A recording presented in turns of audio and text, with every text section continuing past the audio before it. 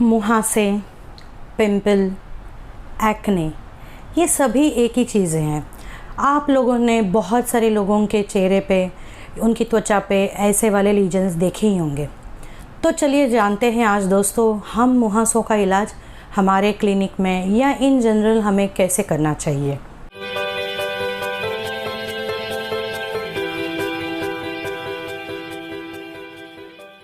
Hello friends, मैं doctor Shilpa Sangpal, dermatologist, trichologist, cosmetologist, Dermaco skin, hair and laser clinic, Kharghar, Navi Mumbai. Acne, मुहासे और pimples ये क्यों होते हैं, इसके क्या कारण हैं, इसके क्या टाइप्स है, इसको कैसे ठीक करना चाहिए और इसका प्रिवेंशन करना चाहिए, ये हम डिटेल में शॉर्ट वीडियोस में हम बनाएंगे। तो आज इस वीडियो में हम डिस्कस करेंगे हम इसका इलाज कैसे करेंगे। पिंपल्स जो है वो सिर्फ एक ही कारण से नहीं होता है। पिंपल्स एक मल्टीफैक्टोरियल कंडीशन है जिसके लिए ट्रीटमेंट भी बहुत सारे फैक्टर्स कंसिडर करके ही देना होता है। हमारा मेन ट्रीटमेंट इंक्लूड करता है, एक तो होता है मेडिकल मेडिसिन्स जो हम क्लिनिक में देते हैं। दूसरी चीज़ें हैं कुछ प्रोसीजर्स होते हैं, मेडिकेटेड प्रोसीजर जो हम क्लिनिक में करेंगे। तीसरी चीज़ है आपका डाइट के रिलेटेड हमने एक अलग से वीडियो बनाया है जिसमें हमने बताया है कि एक्ने में कौन सी चीज़ें अवॉइड करनी चाहिए। प्लीज़ आप हमारे वीडियो में जाएं और वो वीडियो देखें। और होता है आपका लाइफस्टाइल। आपका लाइफस्टाइल आपके प्रिवेंशन के लिए काम आता है, एक्ने ना हो इसके लिए अलग से आपका लाइफस्टाइल फॉलो करनी बहुत ज़रूरी है। इलाज के साथ साथ ये बाकी चीज़ें भी बहुत इम्पॉर्टेंट है। जब भी हमारे क्लिनिक में पेशेंट आते हैं तो हम उनका प्रॉपरली एग्जामिनेशन करते हैं। उनका एग्जैक्टली पिंपल्स कौन से टाइप का है, कौन सा एरिया इन्वॉल्व है, उनके बेसलाइन स्किन कौन से टाइप की है, ये देखना बहुत ज़रूरी है। बिकॉज़ हर एक पेशेंट का अलग अलग स्किन टाइप होता है और उसके हिसाब से ही हमें ट्रीटमेंट करना बहुत ज़रूरी है। हर पेशेंट के लिए सेम क्रीम हम इलाज के दौरान नहीं दे सकते। हर एक का अलग अलग इम्प्रूवमेंट का लेवल होता है, तो उनके त्वचा के हिसाब से हमें ये ट्रीटमेंट्स देनी पड़ती है। ट्रीटमेंट में हम इंक्लूड करते हैं, एक तो होते हैं ऊपरी मतलब टॉपिकल क्रीम्स होते हैं वो देना होता है, और दूसरी चीज़ें जैसे कि ओरल मेडिसिन्स। टॉपिकल क्रीम्स हम आज जानते हैं। मेनली टॉपिकल क्रीम्स में हम लोग यूज़ करते हैं benzoyl peroxide, salicylic acid, azelaic acid, adapalene, tretinoin, ये ज़्यादातर हम मुहासों के लिए यूज़ करते हैं। बट इसके इस्तेमाल के पहले आप आपके डर्मेटोलॉजिस्ट को आपकी स्किन दिखाएं और उनके गाइडेंस के अंडर ही आप ये क्रीम्स लगाएं। दूसरी चीज़ होती है फेस वॉशेस। फेस वॉशेस एक बहुत ही इम्पॉर्टेंट पार्ट है स्किन केयर रूटीन का। आपकी स्किन कैसी है उसके हिसाब से आपको फेस वॉशेस देने होते हैं। जैसे कि आपकी स्किन बहुत ज़्यादा ऑयली और पिंपल्स है तो आपको ज़्यादातर सैलिसिलिक और glycolic acid containing face washes देने बहुत ज़रूरी है। इसके अलावा आपको मुहासे हैं बट आपका बेसलाइन जो स्किन है वो काफ़ी ड्राई है, तो आप ग्लाइकोलिक और सैलिसिलिक ज़्यादा यूज़ नहीं कर पाएंगे बिकॉज़ इनकी वजह से आपका स्किन और ड्राई हो सकता है। ऐसे चीज़ों में हम फेस वॉशेस दे सकते हैं जिनमें नियासिनामाइड हो या फिर एलोवेरा जेल हो या टी ट्री ऑयल हो या बाकी के कुछ इंग्रेडिएंट्स होते हैं जो आपकी स्किन को ड्राई ना करे और आपकी स्किन क्लींस भी करे, और वो उनमें काफ़ी सारे एंटीबैक्टीरियल इंग्रेडिएंट्स भी हो। इनके अलावा सनस्क्रीन बहुत इम्पॉर्टेंट चीज़ है आपके स्किन केयर रूटीन में। बिकॉज़ जब भी हम कोई भी टॉपिकल क्रीम्स देते हैं ज़्यादातर वो एक्सफोलिएटिंग क्रीम्स होते हैं जो आपके ऊपर की परत, आपके ऊपर की स्किन निकालते हैं, तो इसकी वजह से आपका स्किन काफ़ी सेंसिटिव रहता है। ऐसे दौरान आपको टॉपिकल सनस्क्रीन यूज़ करना बहुत ज़रूरी है ताकि वो आपका स्किन प्रोटेक्ट कर पाए और आपको रेडनेस ना आए। Most of the time pimples जाने के बाद और वो सेटल होने के बाद आपको पोस्ट एक्ने पिगमेंटेशन आते हैं, तो उनके बचाव के लिए भी सनस्क्रीन बहुत उपयोग करता है। तो इसीलिए आप सनस्क्रीन ज़रूर इस्तेमाल कीजिए आपके स्किन के हिसाब से। अगर आपका स्किन बहुत ज़्यादा ऑयली है तो आप non comedogenic, non greasy, non oily sunscreen इस्तेमाल कीजिए। ज़्यादातर ये जेल फॉर्म या मूस फॉर्म में आते हैं। अगर आपका स्किन काफ़ी ड्राई है और ऑलरेडी आप काफ़ी सारी ऐसी दवाइयाँ खा रहे हैं जिनकी वजह से आपका स्किन ड्राई हो गया है, तो ऐसे दौरान आप मॉइस्चराइजिंग सनस्क्रीन जैसे कि लोशन फॉर्म में अवेलेबल होते हैं वो आप इस्तेमाल कर सकते हैं। अगर आपका स्किन बहुत ही ज़्यादा सेंसिटिव है तो ऐसे सिचुएशन में आप प्योर फिजिकल सनस्क्रीन यूज़ कीजिए।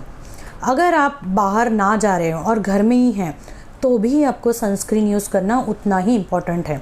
बारिश के दिनों में, गर्मियों के दिनों में और ठंडी के दिनों में ये पूरे 12 महीने आपको सनस्क्रीन लगाना बहुत ज़्यादा ज़रूरी है।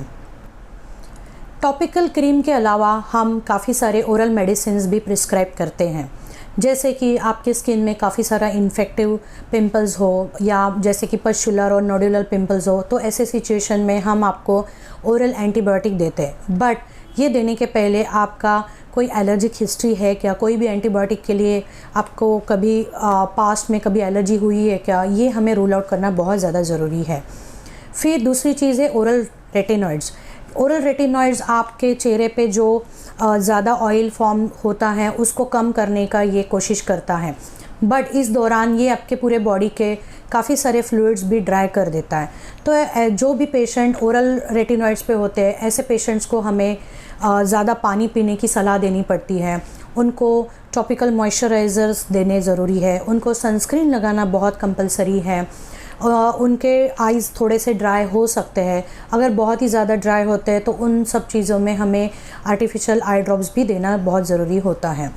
बट ओरल रेटिनॉइड्स हमेशा प्रॉपर ऑथेंटिक डर्मेटोलॉजिस्ट के गाइडेंस के अंडर ही आप लीजिए। उन्होंने अगर प्रिस्क्राइब किया है तो ही लीजिए। आप अपने मन से ओरल रेटिनॉइड्स कभी मत लीजिए, बिकॉज ओरल रेटिनॉइड्स देने के पहले हमें काफ़ी सारी हिस्ट्री रूल आउट करनी बहुत ज़्यादा ज़रूरत है। इन सब मेडिकल ट्रीटमेंट के अलावा जैसे कि कुछ पेशेंट्स होते हैं जिन्हें बहुत ज़्यादा एक्ने हैं और जिन्हें मेडिसिन्स के साथ बहुत दिनों तक अब इम्प्रूवमेंट नहीं आ रही है, ऐसे पेशेंट में हम कुछ प्रोसीजर्स होते हैं जैसे कि होते केमिकल पील, लेज़र्स, पॉलिशिंग, ये सब हमें ट्रीटमेंट करने की सलाह हम पेशेंट को देते हैं। इसके अलावा जब भी आपके पिंपल्स सेटल डाउन होते हैं तो हमें कुछ मेंटेनेंस के ट्रीटमेंट्स भी आपको सजेस्ट करने होते हैं, जैसे कि हमारे क्लिनिक में हम सजेस्ट करते हैं हाइड्रा फेशियल, ऑक्सीजनोफेशियल, मीज़ोथेरेपी, माइक्रोडर्म एब्रेजन। ये मेडिकेटेड फेशियल्स है जो आपकी स्किन मेंटेन रखते हैं, जिसके वजह से आपको फ्यूचर में बहुत ही कम पिंपल आए, आपका एक्सफोलिएशन रेगुलर बेसिस पे चालू रहे और आपका सीबम सिक्रीशन भी कम रहे। आपके ऊपर की स्किन जो इर्रेगुलर है उसको सॉफ्ट बनाने के लिए ये काम आता है। पिंपल जो है वो एक दिन में नहीं आते हैं, ये ओवर द पीरियड आते हैं। तो इसी वजह से कोई भी चीज़ जैसे आने के लिए टाइम देती है वैसे ही जाने के लिए भी बहुत टाइम लेती है। ऐसे कोई भी एक दवाई नहीं जो एक दवाई लेने की वजह से आपका 10 या 15 दिनों में पिंपल्स चला जाए। पिंपल्स का ट्रीटमेंट जो है वो ध्यान में रखिए बहुत लंबे समय तक चलता है। अप्रॉक्सीमेटली 2 से 3 महीने ट्रीटमेंट चलता है, डिपेंडिंग अपॉन आपका सीवियरिटी कैसा है। पिंपल्स आपका सेटल होने के बाद भी कुछ जैसे दवाइयाँ हैं, टॉपिकल क्रीम्स है या कुछ फेस वॉशेज़ है जो आपके मेंटेनेंस ट्रीटमेंट के लिए हमें देने ज़रूरी है ताकि आपके पिंपल्स कंट्रोल में रहें। इन ट्रीटमेंट्स के अलावा डाइट का भी बहुत इम्पॉर्टेंट पार्ट है हमारे एक्ने में।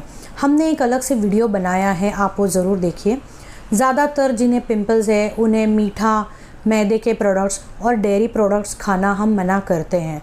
उसके एक बहुत कारण, साइंटिफिक कारण भी है, इसके लिए आप हमारा वो वीडियो ज़रूर देखिए।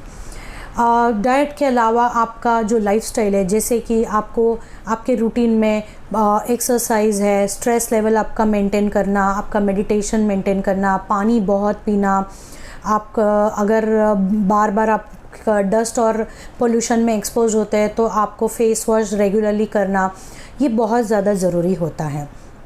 अगर जो भी हमने आज डिस्कस किया आप अगर वो रेगुलरली करेंगे तो हम आशा करते हैं आपके पिंपल्स कंट्रोल में रहेंगे। बट अगर आपको बहुत ज़्यादा पिंपल्स है और वो ठीक नहीं हो रहे, जैसे कि कुछ घरेलू नुस्खे हैं या लाइफस्टाइल चेंजेस है, डाइट की वजह से आपके पिंपल्स ठीक नहीं हो रहे, तो प्लीज़ आप आपके एरिया के जो भी ऑथेंटिक डर्मेटोलॉजिस्ट है उनसे आप कंसल्ट ज़रूर करें। आशा करती हूँ आज का हमारा ये वीडियो आपको पसंद आया होगा। स्किन और हेयर रिलेटेड ऐसे ही हम वीडियोस बनाते रहते हैं। आप हमें कमेंट सेक्शन में प्लीज़ सजेस्ट कीजिए आपको कौन से टॉपिक पे वीडियो अच्छा लगेगा। हम वो वीडियोस बनाने का कोशिश करेंगे। और आपके जो भी क्वेश्चंस है, जो भी क्वेरीज़ है, हाँ आप हमें कमेंट सेक्शन में पूछिए, हम ज़्यादा से ज़्यादा प्रयत्न करेंगे आपके क्वेश्चंस का आंसर देने का। तो हमारा एक इंस्टाग्राम हैंडल और फेसबुक हैंडल है डर्माको स्किन क्लिनिक, प्लीज़ इसे फॉलो कीजिए फॉर मोर पोस्ट और फॉर मोर वीडियोज़। और हमारा यूट्यूब चैनल आप सब्सक्राइब कीजिए, Dermaco skin hair and laser clinic, और आपके दोस्तों और परिवार वालों के साथ हमारे वीडियोस शेयर कीजिए जो उन्हें लाभदायक हो। धन्यवाद। Thank you.